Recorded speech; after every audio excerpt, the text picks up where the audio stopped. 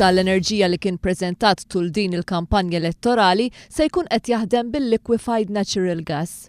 One News tkellem ma' Sven La Taire li huwa l-LNG Global Manager mal-kumpanija internazzjonali SGS li tispeċjalizza f'dan il-qasam.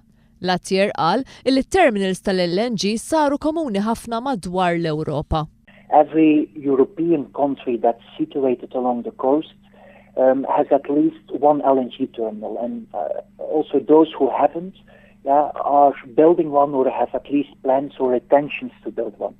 So I guess to answer your question, it's fair to say that LNG terminals in Europe are common. Sven La Taire tkellem ma' One News dwar il-vantaġġi li pajjiż bħal Malta juża l-LNG bħala sors tal-enerġija u dan b'referenza diretta għall-ambjent u n-nuqqas ta' emissjonijiet fl-arja. That LNG offers substantial environmental benefits in comparison to conventional fuels.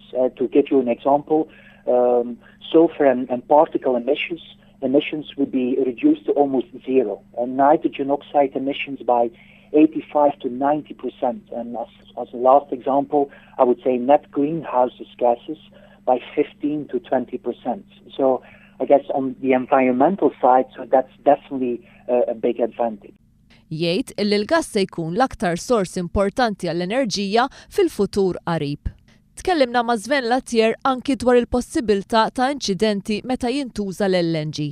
La Taire jgħid illi f'dawn il-50 sena ma kien irrappurtat l-ebda incident serju. You have to know that the LNG industry has spent a vast amount of time analyzing and assessing the hazards and has either eliminated or developed mitigation techniques to reduce potential risks.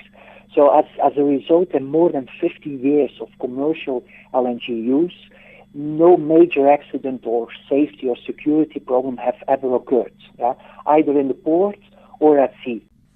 U għatkellem ukoll dwar il-vapur li jintużaw biex iġorru l-LNG u jgħid illi Malta għandha numru ta' għażliet, jiġifieri dak li tuża vapuri żgħar li jħottu ħdejn il-moll, vapuri aktar imdaqsin li jħottu minn nofs il-bajja jew vapuri ferm akbar li jħottu l-barra. So all depending on which option they're going to choose, they will have a choice of on the ship size ranging, like I said, from 7,000 to 130,000 or even bigger, if we go for the option to develop a terminal more towards into the sea. One News taqsal il-Sven La Taire dwar il-possibilità li vapuri kbar iħottu parti mit-tagħbija tal-LNG f'terminal apposta. Is it possible for these larger tankers to partially discharge part of their cargo? Definitely. Good question, definitely. Even looking around in Europe, I would not say it's common practice, but in fact it's already happening in different ports, even around the world.